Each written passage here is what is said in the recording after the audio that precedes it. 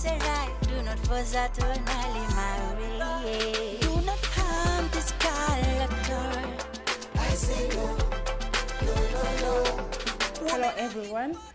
We're back here today to continue our conversations on Sgbv in collaboration with UN Transitional Justice Project Office, UN Peace Building Fund, OCHR, and funded by the Irish government.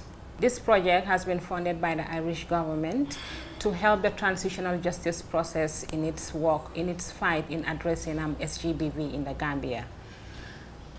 I have with me today Modlamin Davis from He for She, Mr. Abdumane from the Trrc, and I have also Dr. Patrick Idoko, who is a medical practitioner and has done a lot of work on Sgbv or has seen the effects of Sgbv in the Gambia. Today we want to talk about the role of men in battling, in addressing Sgbv. What can men do from the home right to the communities, right to the medical field, or in all spheres of life to help in the fight against Sgbv. So I will let Modlamin Davids and the rest introduce themselves, and then we can carry on with the conversations. Thank you so much. Like you said, my name is Modlamin Davis, and I work with an organization called He for She Gambia. So He for She is a young men-led organization that is under the auspices of the Network Against Gender-Based Violence. We were founded in 2014. And our work revolves around on issues around gender-based violence with focus on the role of young men and boys in ending GBV. Thank you very much. My name is Abdou Mane. I am the Director for Research and Investigations at the Trrc. As per the Trrc Act in 2017, the Trrc is mandated to establish an impartial historical record of human rights violations committed from July 1994 to January 2017, and this is where the role of research and investigation is very paramount. So my work is to coordinate and provide strategic direction for researchers, investigators, and also statement takers, and also to be victim-centered in the way we treat victims, and also how the work of the Trrc is done. So I think when we talk about victims here, the victims of Sgbv are very relevant because it's part of the specific human rights violations that the Trrc is looking into. My name is Patrick Idoko. I am a medical professional, precisely an obstetrician gynecologist, and my role is usually in the management of gender-based violence, especially physical violence as well as sexual violence. I have been involved in training health workers in the area of gender-based violence over the last 8 years or so in the Gambia. I've also been involved in developing the clinical guidelines used by the health workers in all the facilities for the management of gender-based violence. I also have some research interests in the area of gender-based violence, especially as it deals with the medical aspect. I want to start with you again. We know men obviously have a huge role to play in addressing Sgbv. And also we have seen in the transitional justice process, Sgbv have got a huge part of their work. The Trrc have a mandate, in fact, on Sgbv, and Abdul will digress on that a little bit more. But coming from a civil society organization, what do you think in your work you can encourage men to do so that their roles can be enhanced in terms of fighting Sgbv? First and foremost, and with your permission, of course, I'd want to dissect the different terms. I mean, that is what is gender and what is Sgbv. So when you talk about gender, you're talking about the socially ascribed roles given to people because of the fact that you're either a woman or a man. As a woman, this is what is expected of you at home, and as a man, excuse me, this is what is expected of you. So when you talk about GBV, this is the intentional use of power or position with the aim of inflicting pain on another person, let's say on the basis of his or her gender. For example, when you look at an issue of FGM, for instance, because I tell people all the time, when you talk about FGM and child marriage, men always take the center stage. Men try to propagate some of these things because of the fact that the other sex that is, that suffers from it is our women. I think it's important that men take the center stage in that. So at our own level, that is He for She, some of the things that we do is to ensure that we learn and teach other men the different effects of GBV. I don't think you can advocate against gender-based violence if you do not know what it really is about. Also, one of the things that we also do is to ensure that, some of the behaviors of men, we try to question them. So I think society has normalized some of these behaviors. And non-respecter of boundaries. You see, men before, when you look at all these different forms of gender-based violence, sexual violence is always at the top. Of course, Dr. Patrick would agree with me. The network always has a register in a lot of hospitals. When you look at the different forms of gender-based violence, sexual violence is always up there. So one of the things that we think propagates this is because men start by making slight innuendos. They test waters. They do not jump into this with both feet. They make comments, like you're pausing, for instance, oh, look at this, look at that, your boobs and all whatnot, and then wait for your reaction. If you're passive about it, they continue. If you're assertive about it, then some of them would stop.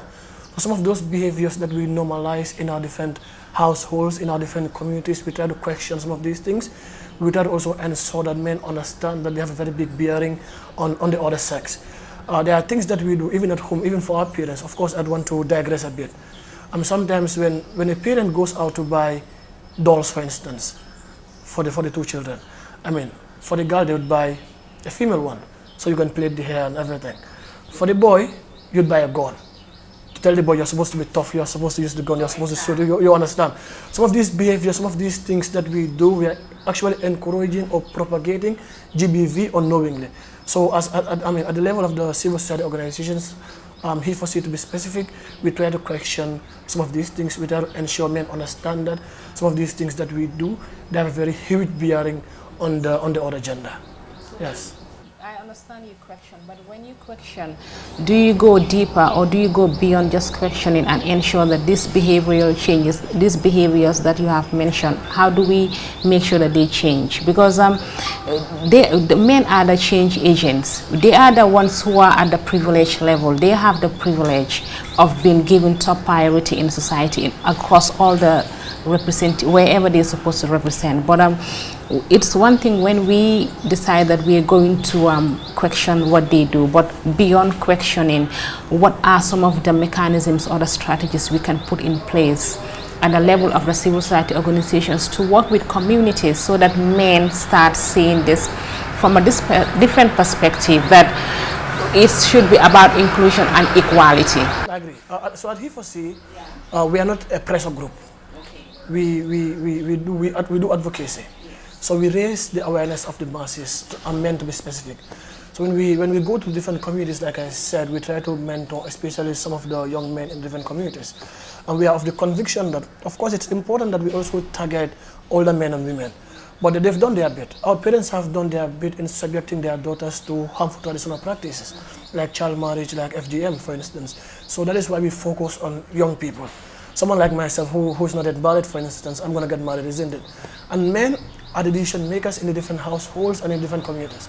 So if men like myself, I'm someone as young as Abdul also could stand up to say, I wouldn't subject my daughter to this harmful traditional practice, I wouldn't lay my hand on my wife, I wouldn't do so and so and so, then we think in the nearby future, the issue of gender-based violence, we'd focus on, sexual violence. I think it would come to a stop. Catching boys young, so they understand gender equality and also practice it, and also mentorship. Those are two key things. Thank you so much.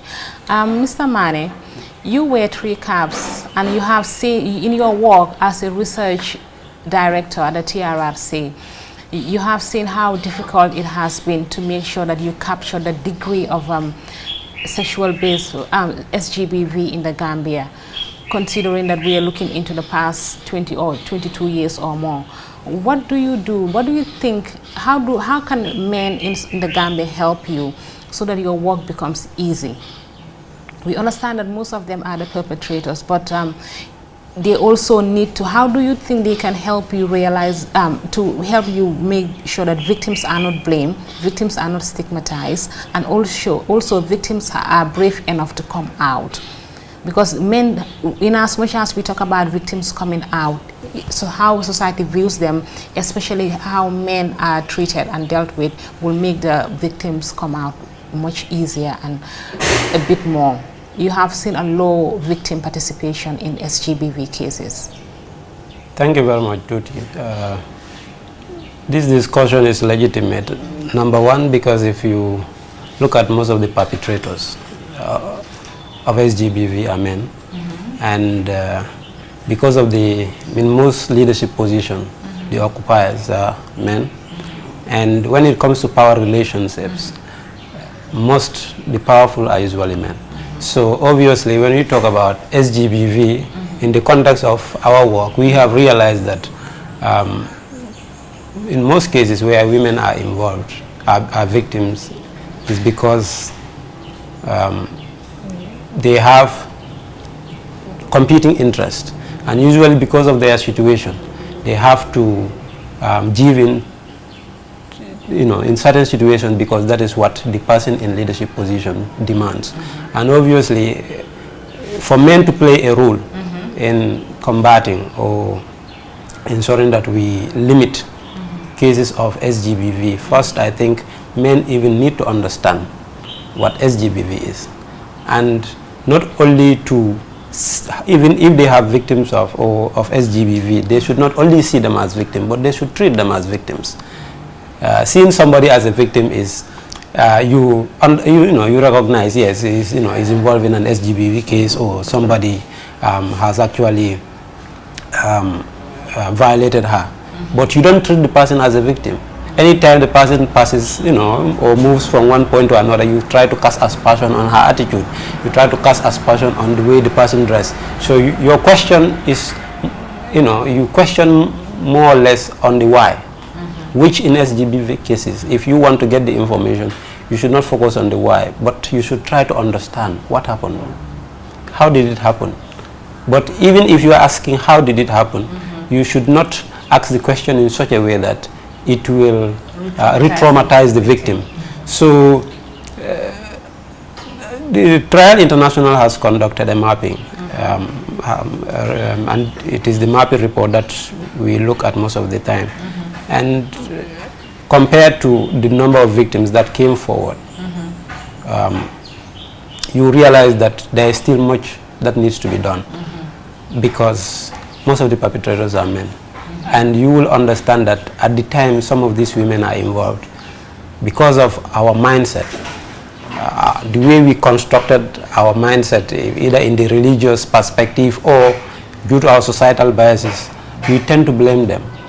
And we see them as opportunists instead of seeing them as victims, where men have a role or a responsibility to prevent or protect them. So if somebody has an opportunity to do something, he will obviously do it because there is that power relationship. So even some of the successful cases that personally myself and my team were able to look at, we have understood that their husbands were very supportive. They support them from the initial stage and understand that, yes, she is a victim. I need to support her. And I think this is what is expected of all well-meaning men, to not just cast aspersion. Maybe sometimes even there could be economic reasons. There could be so many factors, even in the household, warranting the woman to do what she did. So we must understand why they do it, but not try to re-traumatize them. If we understand how did this happen, we should not ask them why they do it, but we should, through our engagement with them, we will be able to know it over time. So that is very important. There is one instance I even had to commend the man and told him that, you are the kind of man that our society needs. You have to support your wife, because obviously she has the choice to actually decide whether to open up to you. But you must have created an enabling environment such that the woman has that confidence. And we had certain cases whereby women, they would tell you, no, I would have to tell my husband that I have a mission to attend to. They would not even take a step which will make the man understand that, yes, the person is having an interaction with investigators, or because ultimately the family of the man himself, all will cast aspersion, will try to question why it's her fault. So I think first we must understand and treat victims as victims, and that requires us to show empathy, to support them, so that their self-esteem, is not affected. Because when their self-esteem is affected, it can have even long, standing impacts, not just on herself, but even on the relationship. Right. So we should therefore be, as supporters, as opposed to being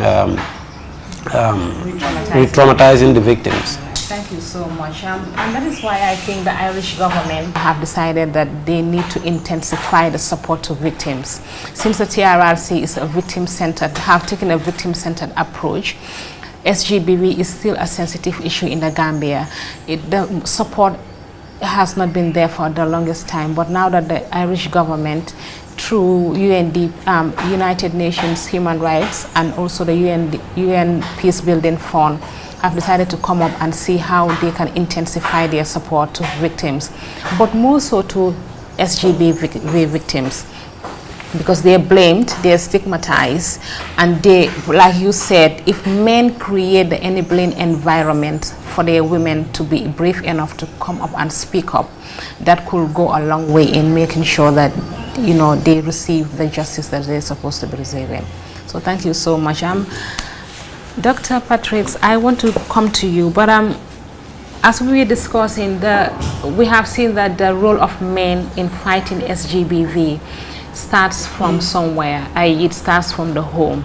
Not only do we say that, okay, let's wait until she becomes a victim so that we can start being supportive, but in order to make sure that we break the cycle of violence, in order to make sure that we see a significant change in the narrative of Sgbv victims, it needs to start somewhere. And as you said the home. It should start from the home, how we nurture our boys and girls, how we make sure that they become responsible adults, how they educated, right up to in the event that they have been violated, then their support, like Abdu said, is where it's most needed too. So in your work, you have seen all kinds of victims of Sgbv. So what do you think men can do, coming from your field, to make sure that the fight is intensified? I quite agree that the prevention of Sgbv and the fight against sexual and gender-based violence must start in the home. And it must start from childhood. Men who happen to be fathers need to create a certain environment for their daughters. Fathers need to develop a kind of bond or relationship with their daughters. I have seen situations where, I had this young lady who was married and who was being beaten by her husband while she was pregnant. And her parents are in this town, and she doesn't have the confidence to tell anybody, but she mentioned it to me in the course of my relating to her as a doctor. And I encouraged her to go home to her father. Since she can't tell anybody, she should go home and at least speak to her parents. They may even be able to solve this, because she did not want to make a case out of it. And she traveled home to where her parents are staying, and she was not able to tell her father that, look, this is what I'm going through in my marriage. And this kind of situation arises because when she was growing up as a child, she probably has not developed a close bond or relationship with her father. Men need to spend time with their daughters. They need to model what a good man is to their daughters, because you see, it's what most daughters look up to their fathers. Most daughters will end up marrying men that are like their fathers. So it's what she has seen, how she sees you treating her mother. She will accept that is how men behave. So if you're beating the mother, she will think it is normal for her husband to also beat her. But if she sees that you treat her mother with respect and you are always available in the home, you help around the home, that's what she will expect in a man. And any man who tries to beat her up, she's not going to accept that. So it needs to start from the home. Men need to model what it takes to be a real man to their sons as well, so that boys get to understand that a real man does not beat his wife or beat women. A real man does not forcefully have his way with a woman. So it has to start from the home. And like my colleagues have mentioned, it shows in the kind of gender stereotyping that we offer children. What's the point in buying a gun for a boy? How many parents don't see anything wrong with giving their sons guns. But if you say buy a gun for your daughter, they say no, we don't want to do that. So you're already putting something in their mind. And then we need to provide as parents equal opportunities for both our sons and our daughters. Sometimes in some families, the education of the boy is prioritized over that of the girl. And what ends up happening is that it means that these girls, because of the lack of education, they are now going to be economically disempowered, which is already a form of violence against them, and which is already setting them up for gender-based violence as they go on, because they will not be empowered to be able to face situations or look up to their rights when those kind of situations arise. So I believe that there is a strong role that the foundation has to play, and men play a strong role in this area. I think one of our colleagues also spoke about the fact that men need to encourage women who have experienced violence to come forward. A few years ago, I happened to attend to a young lady who was raped while she was on a journey in this country. And of course, immediately she got home, she told her husband. And the husband said, no, we should not talk about it, because he felt it would be an embarrassment and a shame to his own name. So they kept quiet about it until the lady began to develop some symptoms of a sexually transmitted infection. So when she came to consult me because of the STI she was having, and then told me the background of how she got the STI. And I struggled to convince her that, look, you need to take this matter up with the police. But she said, no, her husband said we should not talk about it. So you could tell that she was pained and she really wanted justice. But her husband has prevented her from getting justice, because the husband feels it would be a shame or to his own honor to hear that this kind of thing happened to his wife. So there's still a lot of advocacy that groups like he for she can do in this area. I don't know if you allow me to also talk about the issue of violence among pregnant women, because we are finding out that it's like the proportion of violence meted out to women when they are pregnant by their intimate partners is very high. We've seen that in studies in the Gambia here, we've seen that in studies in other places. And I believe that one of the reasons why this happens is because when a woman is pregnant, there's a lot of hormonal changes that happen in her that make her to sometimes behave in a way that may not be her normal way of behavior. And because men don't go through pregnancy, they don't understand these changes. So they interpret these changes in ways that, if you're not careful, can lead to a lot of friction, and this may manifest as violence. So men need to be encouraged to visit the clinics with their wives when they are pregnant. Men need to be encouraged to be more involved in the process of their wife's pregnancy. I mean, if they come to the clinic with a woman, if they read about pregnancy, if they know what is happening to her, then they have a better understanding of what she's going through, and they're able to provide the kind of supports that she needs even during the course of the pregnancy. In fact, research has suggested that men who attend the delivery process with their wives, that those delivery processes tend to be better. So most of our hospitals and most modern hospitals are now built in such a way that men can actually be in the labor room when their wives are in labor, because we found out that when their husbands are there, they tend to have a better outcome for both the baby and the woman for the process of labor. So I think these are some of the roles that men can play in the process. Men should be supportive partners in every aspect, from when they family, from the family level up to the higher level, be it medical, be it their victims, wherever they are. Men should be, they can start by being supportive. Thank you. Mudlamin, I want to also talk about the role of the youth, the boys in this case. What can they start doing to ensure that they destroy this generation, the gender stereotypes? We understand parents have a role to play in the way they bring up their children, but when you're outside of the home, you're a young man growing up, you have seen how society is, how disempowering the women are. What are the things that they can employ from that early age on their own initiative to ensure that we break the generational, the gender stereotype? I think one of the things that we can do, society would ensure that, we break the stereotyping, like you said. One of which is we need to teach men how to cry. I think that's important, so they know that crying is very normal. So when you, of course, so when you see a woman crying, you wouldn't see them as being weak. You wouldn't see them as being, irritating. You would know it's very normal for them to cry. I think that's important. If you look at violence, like Doctor said, it cuts across a lot of things, a lot of places as well. I mean, you wouldn't think that someone as educated as a nurse or a doctor would go through violence on a daily basis. But even people in uniform, police officers, soldiers, I mean, I train them.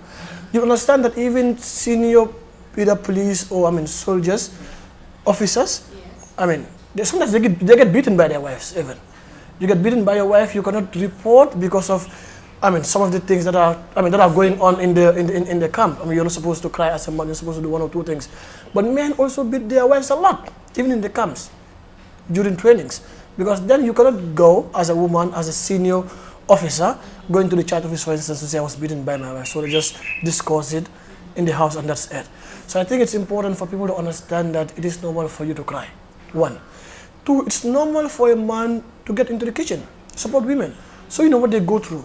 Because also studies have shown that men that support, let's say, their mothers in the kitchen, their sisters in the kitchen, turn out to become better husbands and better fathers. But then you know what is happening in the kitchen. I think it's also important for men to understand that women, we are not in a competition. Women, for me, hold half the sky. And no society would prosper leaving half of the population behind. So if we understand that we are not in a competition with women and we are here to work as partners, I think some of these, if not all of these things, would come to a stop. I also think it's important for dialogue. It's very important. But a lot of times as men, we are taught to be stiff. You cannot manifest your emotions in your house. You're supposed to be seen as this tough person. You're supposed to be seen as this aggressive person. You see, wherever you see an aggressive husband in his matrimonial house, go outside. And wherever his peers are talking, he's always quiet. You understand? So your power should not be manifested on your wife at home. But also, parents need to understand that if you have a boy child and a girl child, if you take the boy child to school, you're supposed to take the girl child to school. So the boy also, when he grows up, would understand that it is important that I also take my girl child to school. I mean, we all know that in a lot of houses in the Gambia, especially where I'm from, Bakau, women are normally the breadwinners. They are more supportive of families. I think that is the truth. We don't know some of these things. So one of the things that we do at He4C, when we go to different communities, we encourage people to take their daughters, especially men, to school. Because some of these things that we are faced with on a daily basis, you see, the truth of the matter is, irrespective of the fact that we don't like saying it sometimes, men are the highest decision makers in this country. We know of women who are very empowered, who are educated, and understand the effects of FGM, for instance, but they would go home and subject their daughters to the practice because they want to belong. Because their husbands, mount pressure on them on a daily basis to ensure that they subject their daughters to the practice. But as a man, as the highest decision maker in your house, if you stand up to say, no, my daughter wouldn't be subjected to that harmful traditional practice, I don't think anybody in that family would have the guts to do that to your daughter.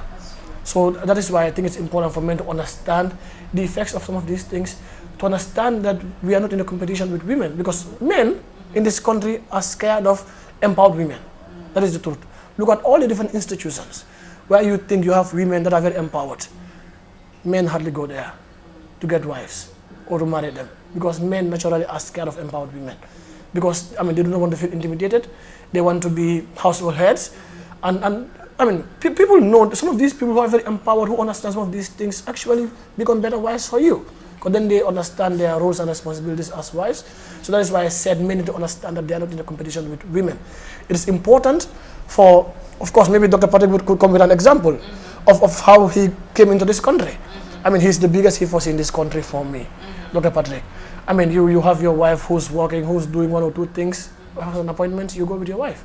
So men need to understand that we are not in a competition with women. Once we understand that, then I think this issue of gender-based violence would come to a stop. Mr. Mane, in the context of the TRRC, since this work that we are doing, it's to intensify our support to victims, and in every aspect. It's not just the medical, it's not just prosecuting, but also the aftercare of victims and survivors, i.e. the psychosocial support that we offer them. What services do you have at the TRRC for Sgbv victims? Because I know there's a TRRC mandate on how Sgbv should be treated at the level of the transitional justice process. But also, what services do we have at the TRRC for those that are, say, SGBV victims? I know that psychosocial support is very big, and being a big victim-centered approach that we are taking at the TRRC. In the context of that, what do you think we can do more, and what are the, first of all, what are the things that are available for them, and what do you think needs to be added on to intensify this support?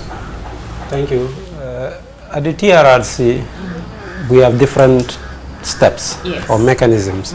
So usually it could be the victim support unit or the research and investigations unit as the first point of contact with victims of SGBV.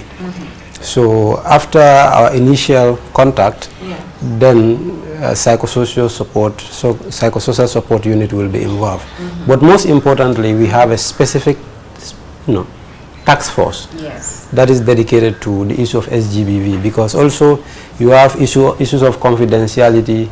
You want to ensure that the process is well protected, and also the confidence of victims is not lost in the process. So we have a dedicated team of investigators, statement takers, researchers, victim support officers, psychosocial support officers.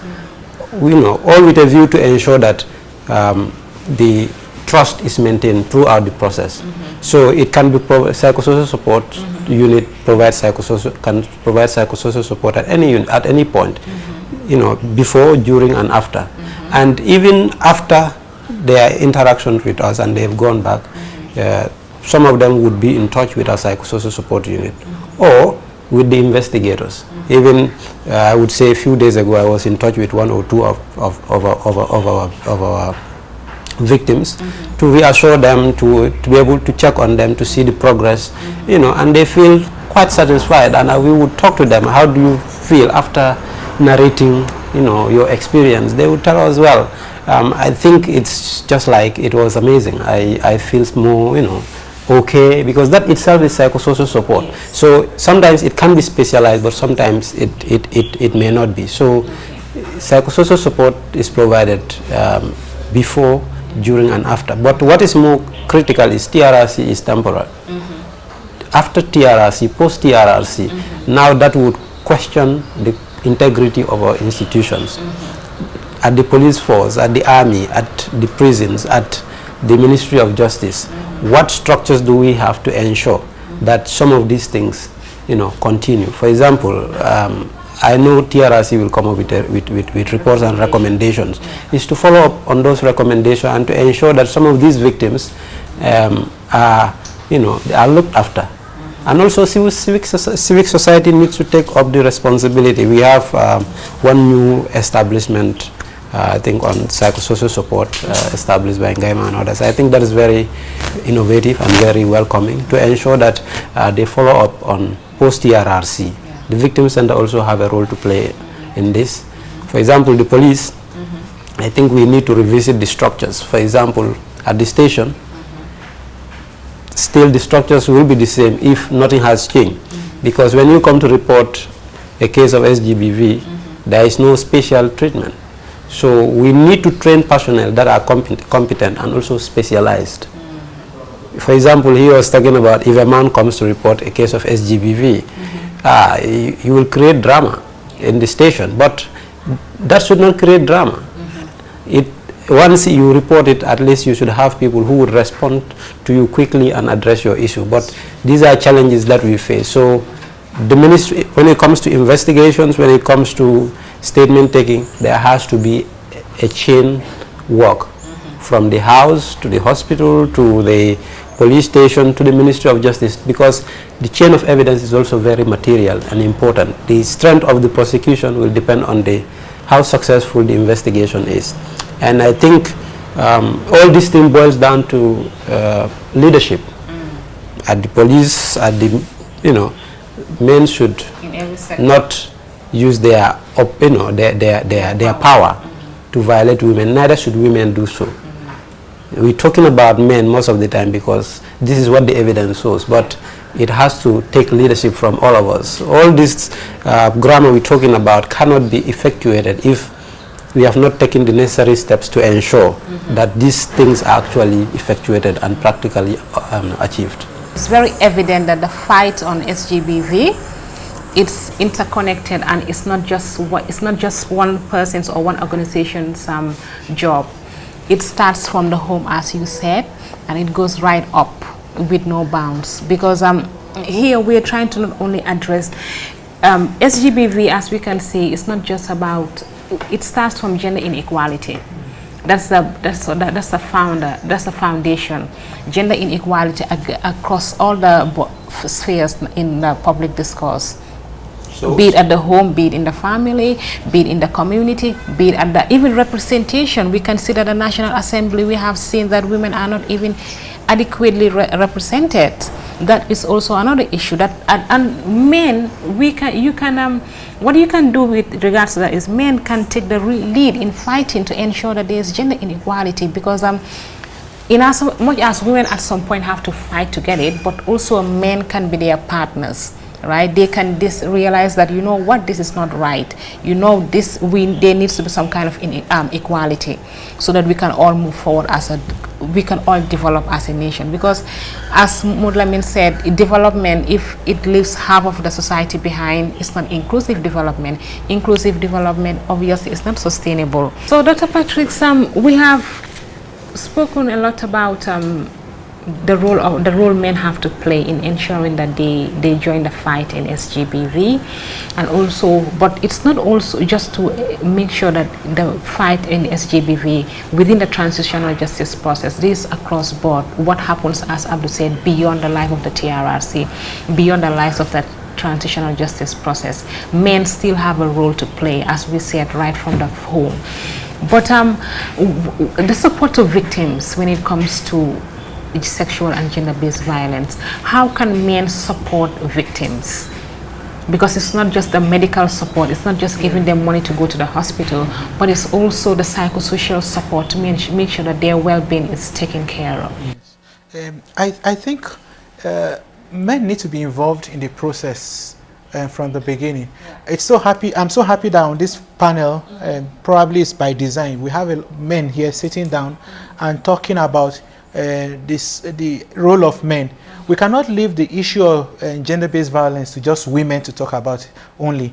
We need to have male champions, so that people begin to understand that it is not cool to perpetrate violence against women.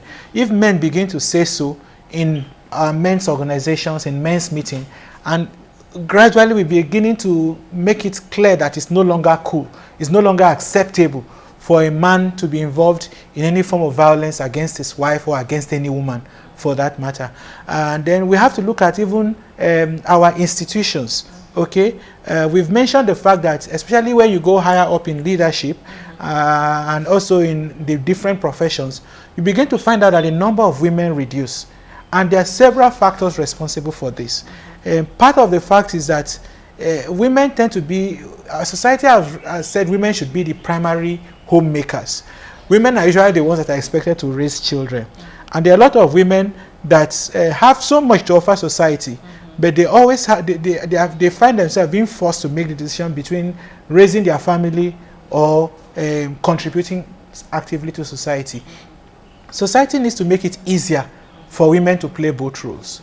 I think as a country we are doing a little bit well in terms of the amount of time we give to women for maternity leave. But we need to go beyond that. We need to do much more than that. If you look at a lot of our organizations, we don't create, especially organizations that have things like that are time bound. Like let's say in the schools, for example, the School of Nursing, the universities. Okay, if a woman decides to have a child while she's in school, almost certainly she's going to miss that school year. And that can be a factor for some people, because missing that school year for some people may even be the end of their schooling. Okay, so we need to find creative ways to make sure that when women are well taken care of, women are well supported to be able to progress in their career. I know several women who have had to go on leave of absence after they've had children just because they couldn't find what to do with the children if they had to go back to work.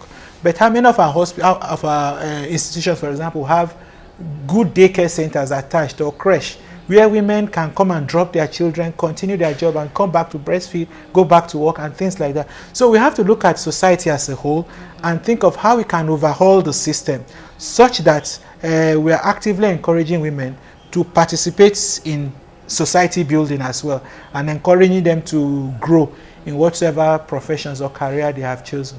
I think these are some of the roles that men can play. I think one concrete thing that we can start with is beginning to encourage and model to our young boys, okay, the right way to treat girls. We just have to start from that point. It has to start from childhood so that the next generation can be spared some of these ugly things we see around us. So catch them young to get it right. Exactly. Thank you. Mr. Mane, what would you say you would like to see men in the Gambia do more to support your work, but also after your work at the TRRC in supporting victims of SGBV especially? What would you like to see men do more? So first is to deconstruct our mindset when it comes to our biases regarding gender roles, to adopt a transformative approach, you know, which would see that you teach boys what you would teach women and teach women what you would teach men, such that we would achieve that objective. Secondly is we want to also see civic societies. Men, as we talk about our constitutions or talk about certain important issues, let us also adopt issues of, you know, women, especially SGBV issues, and take it as, you know, at the forefront. Professional organizations like the Gambia Bar Association. Of course, we have the Female Lawyers Association, you know, attending to most of the SGBV cases, but I think it is also important to have the Gambia Bar Association where we have a lot of men taking positive steps to take cases of SGBV.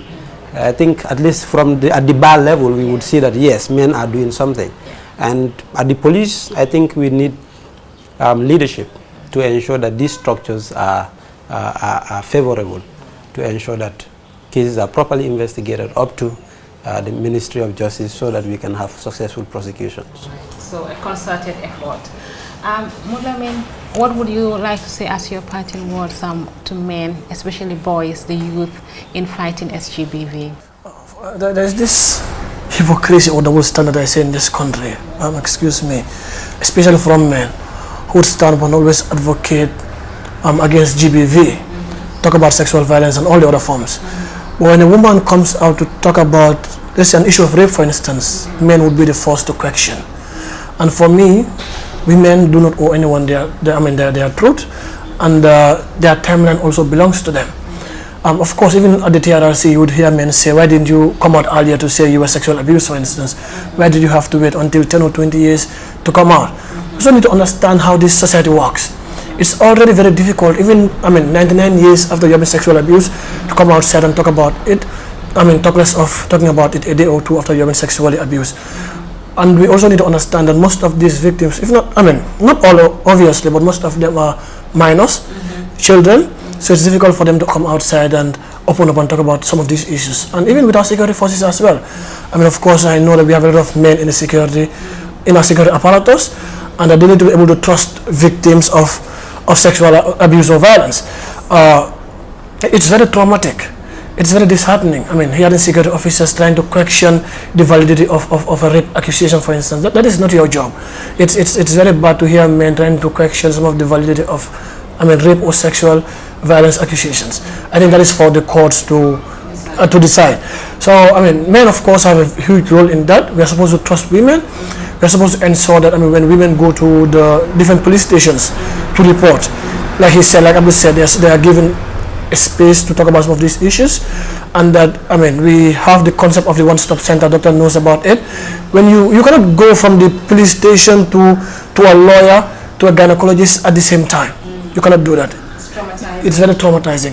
So it's important for different institutions in these big hospitals where we have some of these cases, for us to have, let's say, a lawyer, a doctor, a police officer in one room where victims would have to, just narrate their stories once. Otherwise, it's difficult to narrate your story once, twice, thrice, 4 times. It's very difficult to actually live with that talk of having to repeat yourself over and over and over again. So we need to strategize on our one-stop centers. Our one-stop centers. Make it victim-friendly. Make victim-friendly, overhaul our systems to ensure that victims are free to come out and talk about some of these issues. Thank you so much, and we would like to once again thank the Irish Aid, Government of Ireland, for the help to SGBV victims especially, and also accompanying the transitional justice process to fight SGBV and address the issues. Thank you so much. Harm this character. I say no, no, no, no. Women are important in a society. I say no, no, no, no. Labi elan seti wona fi de boyo. I say no, no, no, no. Dampere jibina metu ni da munyi jaja.